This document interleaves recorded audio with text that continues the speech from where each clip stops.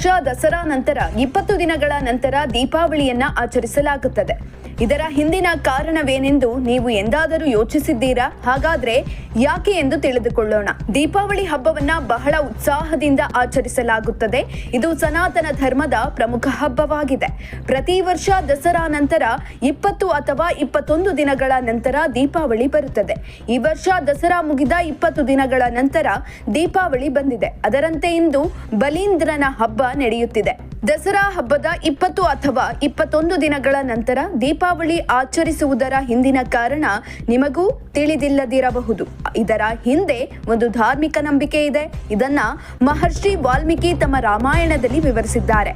ವಾಲ್ಮೀಕಿ ರಾಮಾಯಣದ ಪ್ರಕಾರ ಭಗವಾನ್ ರಾಮನು ಲಂಕಾದ ರಾಜ ರಾವಣನನ್ನ ಕೊಂದು ಚಿನ್ನದ ಲಂಕೆಯನ್ನ ರಾವಣನ ಕಿರಿಯ ಸಹೋದರ ವಿಭೀಷಣನಿಗೆ ಹಸ್ತಾಂತರಿಸಿದ. ನಂತರ ರಾಮನು ಅಯೋಧ್ಯೆಗೆ ಮರಳಿದ. ಅವನಿಗೆ ಹಿಂತಿರುಗಲು 20 ದಿನಗಳು ಬೇಕಾಯಿತು.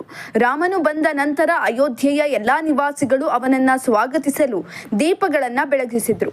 ಆ ದಿನದಿಂದ ಈ ಹಬ್ಬವನ್ನ ದೀಪಾವಳಿ ಹಬ್ಬ ಎಂದು ಆಚರಿಸಲು ಪ್ರಾರಂಭಿಸಲಾಯಿತು. ಇಂತಹ ಇನ್ನಷ್ಟು ವಿಡಿಯೋಗಳಿಗಾಗಿ ಲೈಕ್ ಮಾಡಿ, ಫಾಲೋ ಮಾಡಿ, ಶೇರ್ ಮಾಡಿ.